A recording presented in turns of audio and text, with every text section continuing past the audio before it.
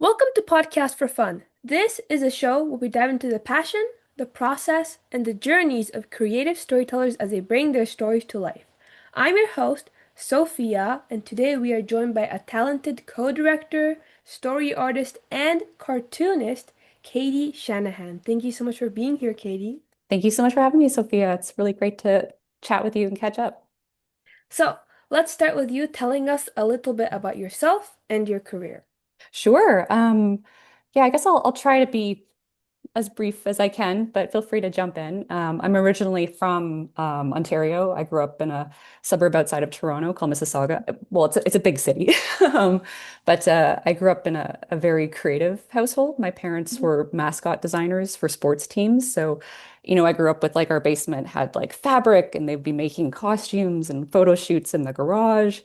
So from an early age, it was always like, oh, you can actually do these interesting creative things. And my dad was also a huge fan of comics and animation, so grew up with like, a lot of Warner Brothers and Disney and National Film Board, NFB shorts, and just like a love for comics and animation and art. And I was really lucky that they really supported me on my journey to become an artist. And then when it was time to go to college, Sheridan College was the big one there. I really wanted to get into animation. Mhm. And, I applied like right out of school and didn't get in the first time. That's okay. Worked on my portfolio, applied again, got in.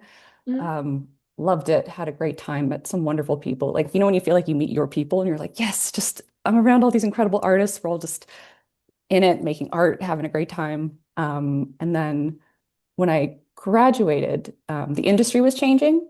So, I'd learned to animate on paper, like flipping, stuff like that. Yeah. Like it's all on computer now, but like we were doing our films on paper.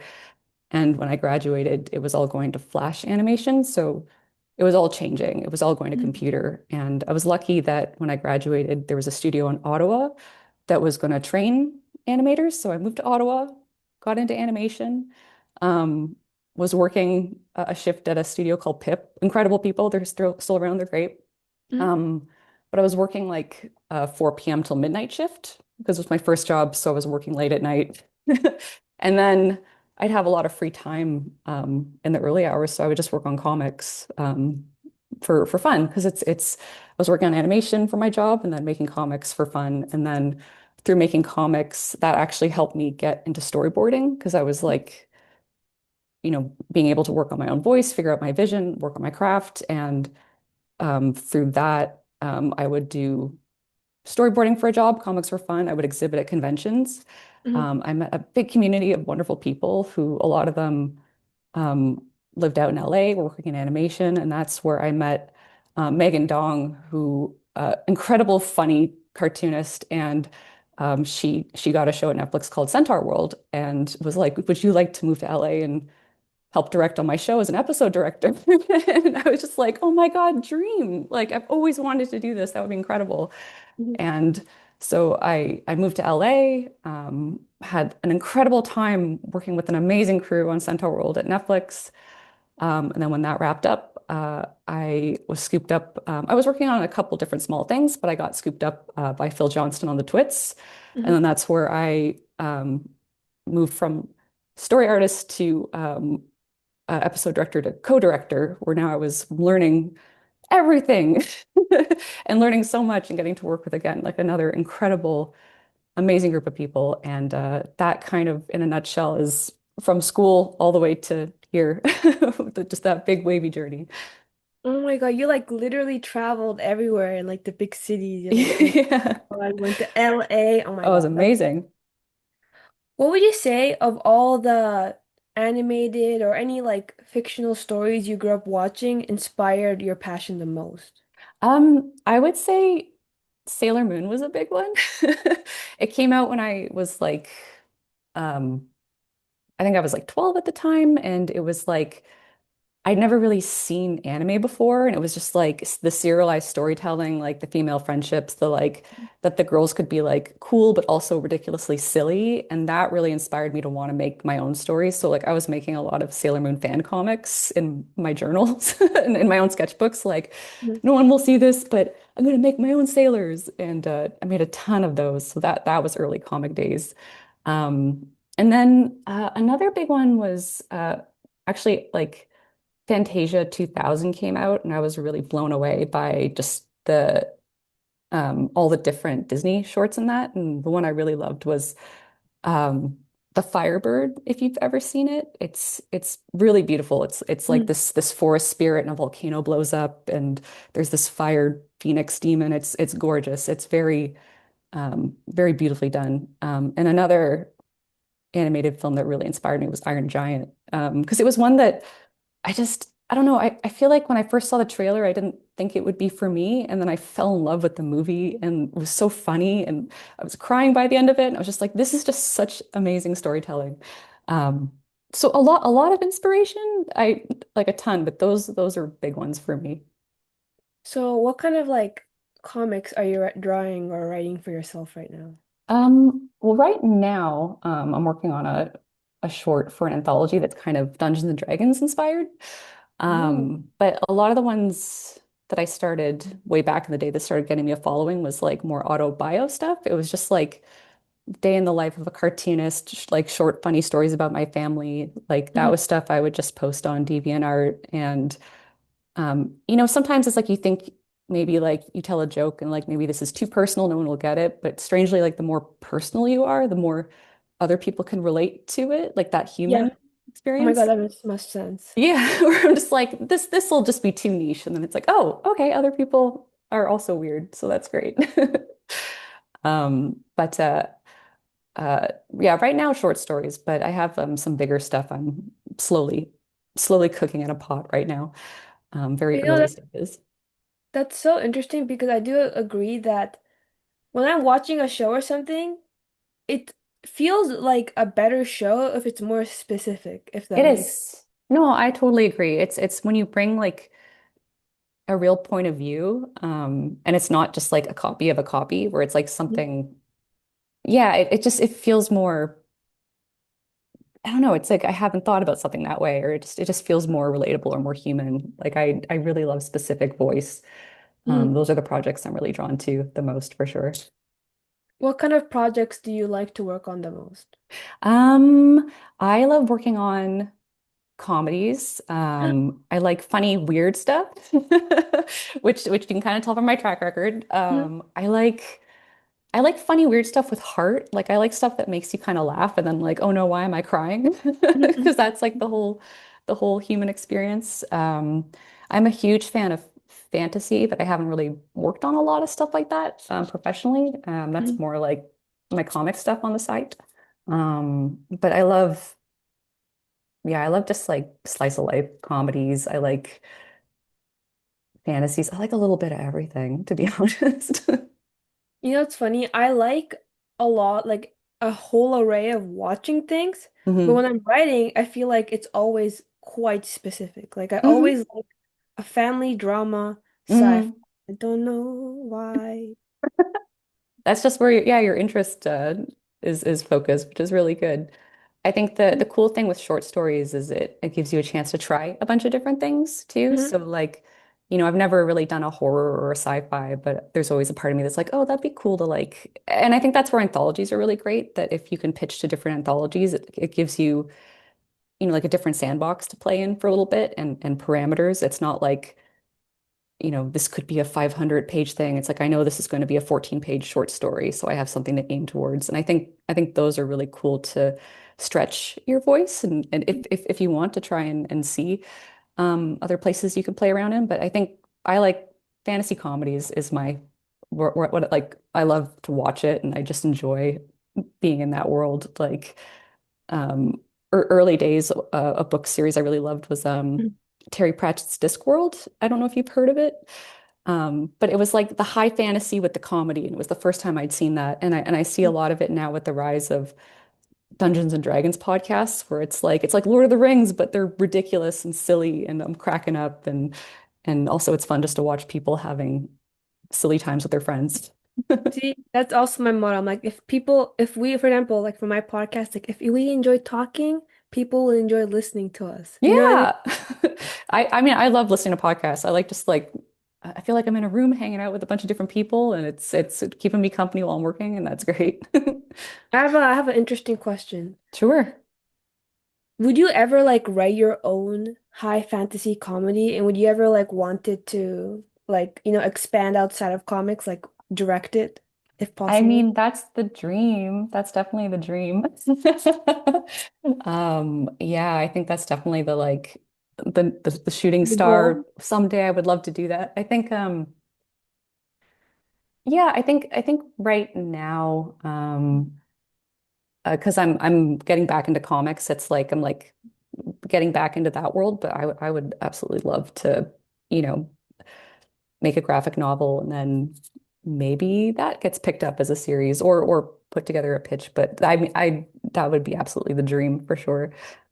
Are you like working towards that in any way, or is I this like, am. Yeah, yeah. I actually that's what I'm doing now. I'm I'm like I can't say too much, but that is yeah. like my whole like board here is, working towards making a pitch for a couple different places and just seeing where that goes. And getting back into writing because I find I'm not mostly the writing I've done has been for short stories, and when I Yeah. work in animation, I'm mostly working on scripts written by other incredible writers. So Yeah. right now, I'm just really trying to work on my own writing. And like NaNoWriMo, the November Writing Month Challenge is a great time for that if you're looking for prompts or Mhm. just knowing you're working with a community of people working towards writing goals. But yeah, no, that's it's. I'm glad you asked because that's definitely like the the goal. That would be an incredible thing to do someday. Yeah, I have a similar goal, but I want to do the sci-fi I was talking about. I want to make Yeah, like this one, guys, my comic. But anyways, that's awesome. is it different? Like, I'm not exactly sure what it's like to be a co-director because I understand what a director does, but I'm like, okay, what do you do as someone who's like co-directing? Do you guys do the same thing? Is it just a lot of jobs that you have to juggle with two people? Well, a little bit. So, let me kind of bring it back a bit. So, um, because the Twits was definitely the first feature film I worked on. Like my Oh, mostly it's TV I've been working in. So on Centaurworld, I was an episode director. yeah. And that job entailed, you get the script, and you kind of break down the script and you help prepare the storyboard team how to storyboard it. So usually I would Okay. storyboard with the team, so we would split up the shows, and then I would take it and sit with the editor and help get it to the first pass. Yeah. So I'd help build that first animatic, fix the timing with the editor, and then that would go to Megan, our showrunner, after that. So I wasn't really part of animation or anything like that. With the Twits, it was an incredible learning experience. I am so grateful to Phil and everyone on the team, just incredible experience. But I started more similar on the story side, where I'd be working with the story team. And then basically, the Twits did start as a mini series, and then there was a Mhm. lot of shakeups at Netflix, and that series unfortunately had to got canceled. But we were given a chance to come back as a movie, Yeah. and Phil wrote a treatment for it that was amazing that I loved, and we jumped in from there. And so again, primarily Todd DeMong, who's also my co-directing partner, Mhm. we would work with the story team, help prep them, help them get ready, get their stuff up in front of Phil, and then that would go into edit. And then where it would be different from TV is like we would be in the edit room, we would be working on revisions in the edit room. We would sometimes Mhm. be doing voice scratch in the edit room, or if dialogue wasn't quite working and Phil wanted to improvise some new dialogue, we'd help brainstorm that. We would, Yeah. um, and he was the head writer, so a lot of times he'd need to go away to write, so we'd be able to help oversee things while he was busy. Um, but Todd and I would be in meetings for animation. We would be in meetings for lighting. We'd be in meetings for the art team, and just Mhm. like always there, just with the very specific focus of making sure the things that we're working in story we're following through. It's pretty much just Yeah. keeping the whole movie in your head so that if things change over here, you know what it will affect. So it's a little bit of everything. But mainly very much to support Phil and his vision. So Phil, you know, incredible leader of the group, and we would just make Yeah. sure that he was supported in every wherever he needed us. But with the main focus being in storyboarding as well. So like you would do the stuff the director does, but like maybe you'd ask he gets like the final say or something, Oh or he yes, comes yeah, in like yeah, yeah. I mean, okay. he was always great that if you thought maybe another idea could work better, he'd always be great hearing it out. Like, he was very gracious with just like great ideas can come from everywhere. Like, Mhm.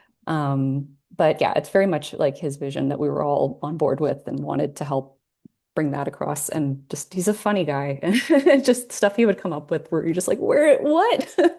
It's just his mind works so yeah, it was incredible learning. Just being able to be part of that team was amazing. It was definitely a highlight of my career for sure. But yeah, I mean, it's very much just wearing a lot of different hats, but the main focus being on the with the story team is how I would describe it. Ah, I'm jealous. Do that. That's so cool. I want to become I mean, ideally the director, but like work on a cool project. That's amazing. Yeah, I mean, that's kind of been my whole career. All I've ever wanted to do is just work on cool projects with great people. And I feel like Mhm. I've been really lucky, just working with good people with just no egos other than wanting to just try and put the best version of the story up and just being a pleasure to work with and so fun and funny. And What do you? Oh, sorry. What were you gonna say? I don't know, Oh. just I'm just, again, I'm very grateful for the experience. What was the was that your favorite project that you've ever worked on? Like, what would you say was like the most like for you Hmm. personally the most fun thing to work on? Yes, I think it's a close tie with Centaurworld because Centaurworld was also a musical. Well, I mean, Twits was also had musical beats in it, Mhm. which were really fun, really great. Mhm. I love them both. I'd say Twits is my favorite movie I've worked on, and Centaurworld is my favorite TV series I've worked on. Oh my God, you like musicals? I do. Yeah, I really love musicals. Which one's your Yeah. favorite? I my favorite, if I have to pick, is Les Mis. Um, Me Really? too. Oh my God. So it came to Toronto one year and Colm Wilkinson, the singer from the Broadway version of Jean Valjean, was there for my 16th birthday and I What cried. the heck? It was so amazing. I Oh, love Les Mis. I actually empty chains my are empire. local community center was putting on a musical and I was like, "Oh, I'm gonna apply for this and I'll do on my own from Eponine. That'll be great." Mhm. I'll sing the song I sing alone all the time, but I Mhm. found very quickly I'm not great in front of a crowd. I'm very much a sing in the shower, sing with friends at karaoke, but just I was like, you know what? I'm more a behind the camera person. When I went to audition, I was kind of like, can you all just like turn around and not look at me? I was like, you know what? Judge me, I'm please. not for the stage. It's fine. There's plenty I of should. talented people for that. Now you're making me curious. I want to hear you sing. What the heck? I Yeah. sing too, Oh, but yeah. I'm trying to actually like be Eponine. That's my dream role. I want to be That's an Eponine. amazing role. Oh my God. Yes, that would be amazing. I sing like on my own, like in the shower, like every single time I go to the shower. I'm like, on That's such a my own. heartbreaking song.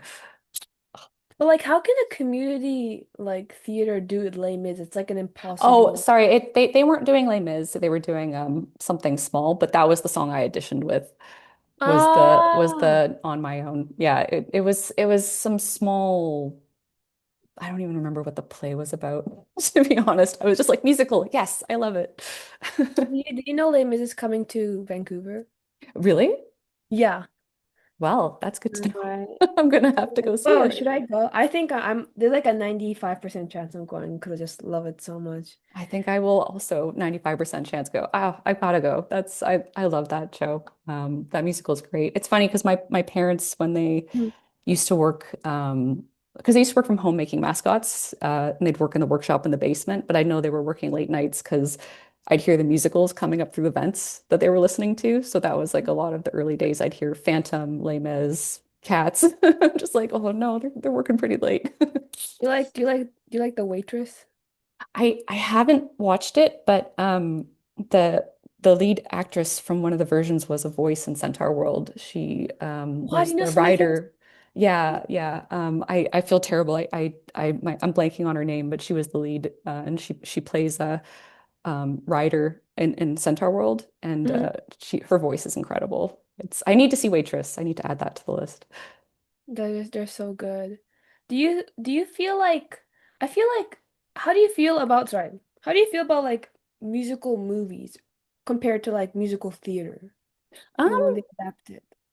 it's interesting. Like I like both. I find, hmm, I'm trying to think of examples. Like I really enjoyed Moulin Rouge, the movie, and then I thought the it was really cool, like the things they changed and seeing it on the stage. But I love being able to get in really close to actors' faces as well. So Mhm. I I'm happy they make them. I think there's something incredible about just live music being in a theater that's amazing. Like with movies and anything, it's Mhm. everything's kind of streaming right now, which is fine. You can watch it at home, you can watch it wherever, but like that communal experience is so incredible where I you are know. there with an audience and you can just feel the power of the music or just like you're laughing at a movie on the screen with everyone or like you're it's just it's there's something we kind of lose a little bit with streaming. Not, I think there's it's good that they both exist, but I'm a big proponent of go to the theater, go enjoy like Mhm. live Mhm. performances. It's incredible. It's really amazing.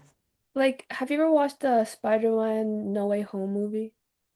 Um, you know what? I haven't seen that one yet. That's Okay, but I'm not gonna is spoil it a it, but musical? it's not a musical, but it's just this it's like this movie that went a little bit viral because there's like scenes where people like gasp and like have like Ooh, physical reactions in the theater, and that can only happen if you go to the theater. You can't agreed. have that in your own room going like, I know. you know, You're like, hey, you turn to someone else watching. You're like, oh, there's like no one. And like, it's did like, you? Oh, yeah, like, did you, oh my God, is that crazy? And there's like a stuffed animal next to you. It's not gonna it just falls over. You're like, happen. oh, Like I like watching personally, I like watching shows and like movies with my family because I like to yeah. discuss. Oh, I like to go like, totally. what the hell is she doing? And then my friend's Yeah. like, I know, right? And then we're Yeah. like in the movie. I like doing watch parties, especially a lot of my close friends are back in Toronto, so just like getting Mhm. on a screen and just being able to watch stuff together. But yeah, I think that's the best way to do it. Just enjoy it with it. We're communal creatures, we like to be together. Did COVID like affect the way you work? Because you work on animation, Mhm. right?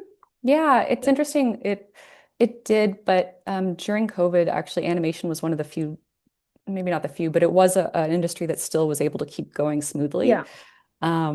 So actually, like my first day, like so the Twits, most of it was over Zoom like this, until I think because I finished Centaurworld, and that was all in studio, and that was amazing because it was again very like communal. It was very like uh, a close-knit group. Like I feel like I made some really close friendships there.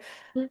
And then I was getting ready for my next project, and the first day of it was boom, lockdown. And that was very scary and weird. And we didn't know what was happening, but we were still able to have meetings and still able Mhm. to, um, do this. So we would actually, this was a project in between Twits I was working on that, everyone was figuring out how to make it work on Zoom, but we were able to make it work. And so pretty much all of, I'd say like 70% of story on Twits was done like remotely. Most of the story artists were remote. So, like my co-director Todd's in Vancouver. At the time, I was in LA. We had story artists in Toronto. We had some story artists who would go see family in Singapore, and we would just have Zoom screens, and someone would share the screen and pitch, and we would work and edit like this. Mhm. So we were able to definitely keep moving. So the one thing is the social aspect.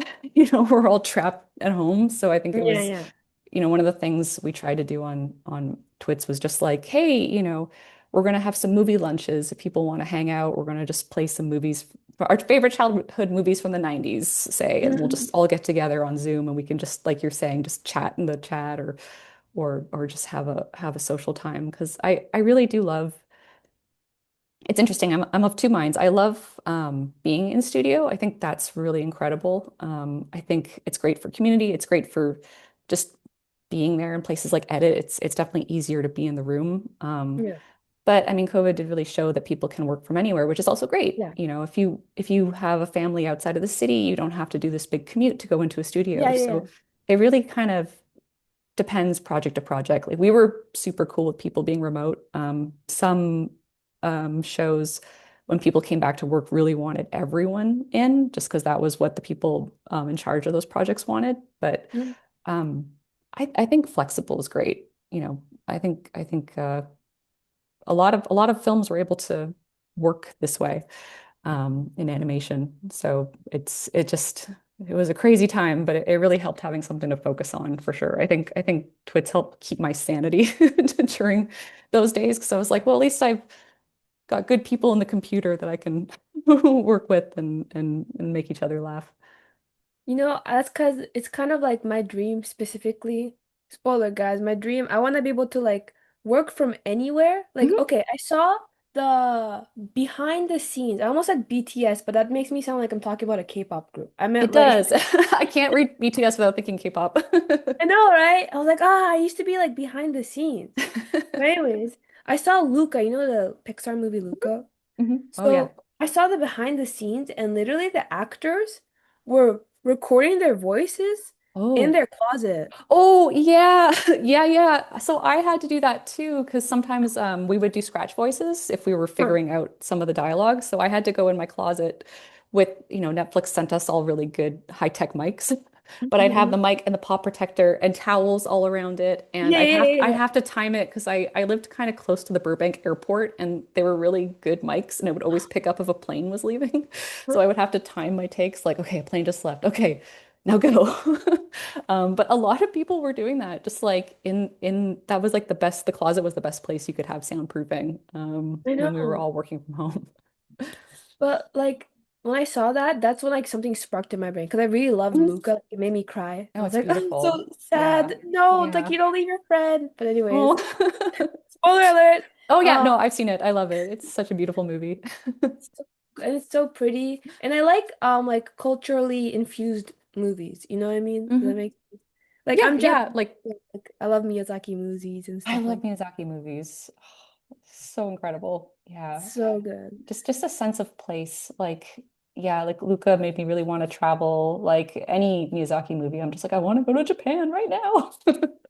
If you do, I can guide you. Okay? Like I can like send you some like because I'm Japanese. Okay. I know every Oh, the good tips. Okay, thank you. I know some money tips and like how to avoid like tourist traps or whatever That would be good. That would be good. because that's important. It's so important. There's a whole market that's just a tourist trap. And I remember going there and because I'm like Asian, right? So everyone there was like, don't go there. Don't go there. I'm like, thank Okay, you. okay. Like Good I to good to wasn't have going the to. I good to have the inside tip. Yeah. was like, I wasn't going to, but like I appreciate it. Well, I hear like Kyoto is so busy right now. And then there's that I think 900% tourist hike that's coming to like try Oh, and keep, but I feel like a lot of my friends are there right now before that comes in, but every photo they take is just slammed with tourists. They're just like had to get up at 5 a.m. to take a photo. but Um, like right now it's cheaper though because there's a mm. Zip Air. Oh yeah, yeah, yeah. It's like you get on a plane and you get nothing, but it minuses all that cost and it makes it really, really cheap. Okay. So yeah, I recommend just falling asleep and then just waking up Just like just pass out. It's like time traveling. It's like, oh, I'm here exactly. now. My body hurts, but now it's vacation time. Take like a melatonin gummy, like knock yourself Yeah, out exactly. 10 hours later and you're like, okay, I'm ready for like the day. And then everything's Let's go cheap. walk 30,000 steps. Exactly. 3,000, more like 30,000. Yeah, It's gonna be 30,000. insane. Where have you traveled that like impacted you the most? Like what was your favorite place that you've been to? Mm, recently, well, not recently. When COVID ended, I was still it was kind of in the transition but when Twits was between series and feature, but I had a trip that had been booked that was postponed and it happened to be right there. And it was with Light Gray Art Labs, which was an artist community that was organizing art trips around different places. And this one was in Scotland, in Ooh. Inverness. So my friend and I went up there and it was kind of like fantasy RPG themed. So we would go to places and do archery in the woods. We would like play D&D. We'd Mhm. stay in a castle. We would like beautiful nighttime adventures at old, like 100-year-old cemeteries, probably even older. Like that I just found was really incredibly inspiring. And I would love to go back. But even just driving around the countryside was beautiful. And everyone there was a big nerd. So we'd be playing like Lord of the Rings music in the car while we're driving. I that was such a special trip. I think one of my favorite times was we went to this old Mhm. battlement up on a hill and we were playing this game of sardines, which is like if you haven't played it, it's like hide and go seek, but like when the hiders find each other, they all got to gather Yeah, together, yeah, yeah, which yeah. you would think would make it easier to find each other, but like we were all hiding on the other side of a hill of this battlement. Uh-huh. But and my friend was the last one and she couldn't find us. But there was this incredible sunset and it was just like being out there by this castle on the hill with like the colors. I was just like, I gotta draw this someday. This just feels like I'm in a dream. It's so unreal. Like that, I keep thinking about that trip. That was so cool. And then it was like a whole bunch of animation people on it. So it was just like, yeah, talking about animation stuff, which was a Mhm. lot of fun. Yeah, that was really incredible. I love Japan. Would love to go back someday too. Yeah, When travel did is you amazing. go? I went 2 years ago. I went with a couple friends in autumn and we went to stay in by Mount Fuji and that was incredible. Like that was so beautiful. Just seeing the mountain there and the autumn leaves because I'd been living in LA for a few years then and we don't Mhm. autumn isn't quite the same in LA. You don't get the leaf color the way you have here in Vancouver. That's incredible. But like autumn in Japan was stunning. It was the first time I'd seen all that color in many years, and that That's was like the just perfect time to go to, because it it's was like so peak. good. Japan, they have a thing called like autumn. It's not autumn festivities, but autumn is like the season of, man, it's such a big back season. It's like the season of food, the season of Yeah. fruits, the season of fish. Everything tastes amazing in autumn. Mhm. That's why it's like the season of like food. So if you go in autumn, everything tastes great because all the and even like in general, the food standard in Japan's like really high. Oh, yeah, Mm. I remember friends saying when you look at restaurant ratings, it's like a 4.3 here is different from a 4.3 in America. Like it's really high standards of good food, so you want to get the really good ratings, but everything we ate was incredible. And I actually find it funny. Apparently some people in Japan rate the food low, so you actually have to read it because you're like, oh, it's so good, but we don't want other people to come here, so they rate Oh, it low. that's a good point. They're So like you have to it's a like, three. It's really like a five. yeah, and then if they like it, they rate it high. They're like, this place is so bad, the customer service is bad, the food is mid high, so you guys all go here, so we don't have to deal with it. That's pretty It's so smart. funny to me. I hate Spanish guys. Good strategy though. And like my mom, she's Japanese, so she like, you know, grew up with me reading manga Oh and yeah. watching anime. So I always actually wanted to make movies in Japanese. But then I realized I have a better articulation in English. And I Hmm. think I would one day want to make a Japanese movie, but right now, I want to make a movie that was English because I Hmm. think I still lack a little bit of the articulation if I Hmm. were to explain it. It's already That's hard to like some people spend their whole life learning English. yeah, it's a English is a weird language. It's cool though with like a lot of studios, like I think of even places like Netflix where they will translate a lot. So you can work on a project and they will do the dubbing for a wide variety of languages, which is really incredible. Mhm. Um, yeah, but no, yeah, that's awesome. Like working on cool things.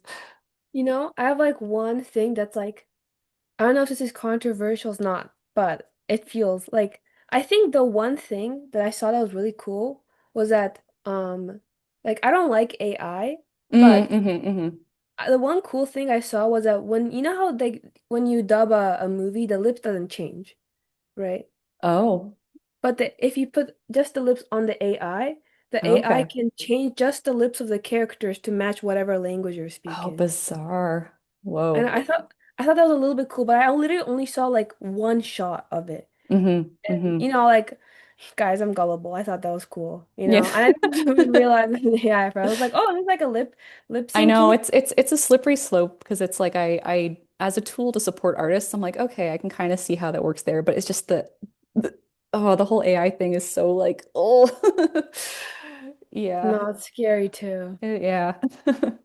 And like people are like, don't worry, guys, they suck. So they're like nowhere near replacing us. I'm like, I mean, yeah, right now, but it's getting better real fast. They're training, which is like really, yeah, that's where I try to just keep as far away from it as possible. And then every single app is just like, hey, want to try AI? I'm just like, no. I Like, know. I'm like trying to search up food, and then Google's like, "Do you want to use our AI version?" I'm like, I just want to like know where the nearby oranges, please. Like, I know, yeah, it's really frustrating. I'm like, let me struggle with the art and figure it out. Like, so that is the human experience. okay, Katie, I have like two more questions for Yeah, you. sure. What has changed since you started animation and like the industry in before and now? You've been in Yeah. there for a while, so Um, yeah, it feels very topical with the AI I discussion because know. I do feel like we're in a very weird time right now, where it's 2019 when I went to Netflix, it felt like the golden age of animation again. It felt like there was just so much room for so many cool ideas, and then it felt like things started to kind of shrink again. Mhm. And I don't know if that was like it maybe just a whole bunch of factors led to that. Just I can't tell exactly, but it does feel like there's less and less opportunities right now. Like I do know people who've been out of work for a while, which sucks. The industry goes through ups and downs, and we've been through this before and come back, but it feels like we're in a bit of a down right now. But I think the thing that is good is it feels like it's never been easier to make your own work right now. It's never been easier to make your own stories and like Yeah. the tech available, like the information available. There's so much out there right now for someone just getting started to like jump on and learn, which is incredible. So I think for me, I think right now, like the advice I would give to people trying to figure stuff out is community's great, keep working, keep stuff like this, networking events, like going to studios, like, your community is so important. Like every job I went on, it was someone I met there that helped introduce me to someone that got me the next job. Yeah. Um, if times are quiet, it's okay to take breaks if you need to. But I think it's figuring out what your voice is what's going to help you in the long run. Like figuring out the stories you're drawn to that you love to tell, like where your strengths are. I think that's the stuff that will really um, help you find your place in this weird time right now. And whether that's like making short stories and putting them online or making your own comics or short works of fiction. I think it's never been easier to put yourself out there. And I think in this weird time, that's kind of where I'm focusing right now, like coming back in to just try and get my own stuff out there. It's like we were saying earlier, where it's sometimes you feel the more personal you are, people won't get it. But I think that's like, I don't know, I think that's where the most interesting stuff comes from when Mhm. you really put yourself out there.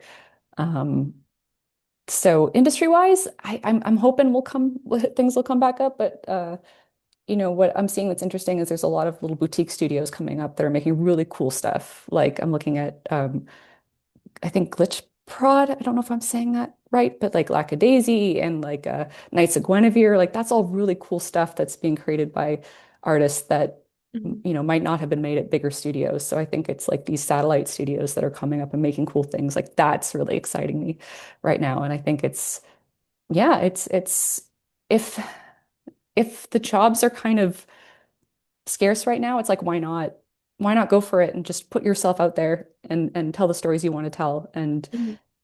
it's make the art you want to make, I think is what I have to say. Okay. No, that's so good. I was gonna ask another question, the second Mhm. one. You kind of already answered it, but I'm gonna ask it anyways. Yeah, go for it. What's one advice you give to the aspiring storytellers watching this right now, people who want to be like you? I would say first, thank you for watching. I really appreciate it. I think something that I struggled with was always feeling like having to wait till you're ready. And I think if you do, you'll never be ready. You know what I mean? I think there's always like, oh, I gotta work on my portfolio, I gotta do this. I think you're always going to be learning. So I think you should just jump in now. Like I think you learn the most on the job. The most I've Yeah. ever learned was actually on the job with people. You learn to swim.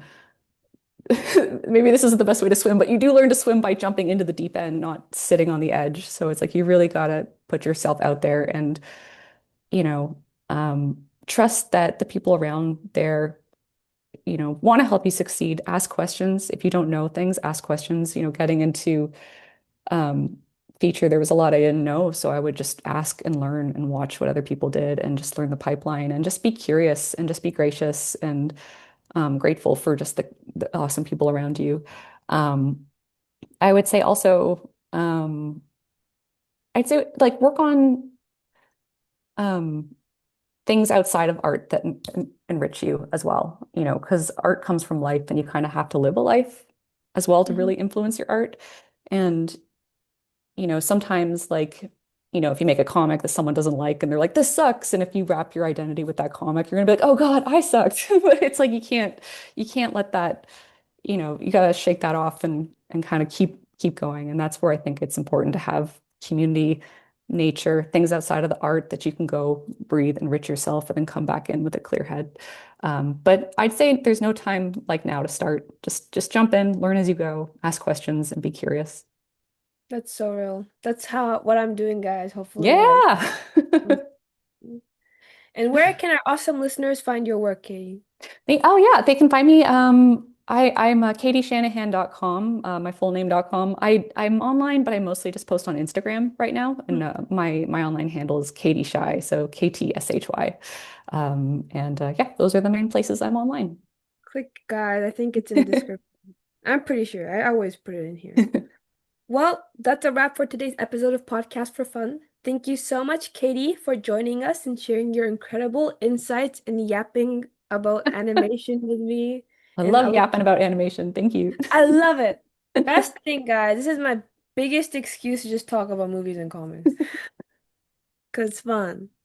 And to our listeners, thank you so much for tuning in.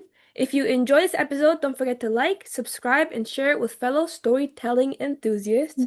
And if you have any questions or topics you'd like me to explore, you can drop them in the comments or connect with me on any of my social medias at Podcast for Fun. Until next time, keep creating, keep dreaming, and we'll see you on the next episode of Podcast for Fun.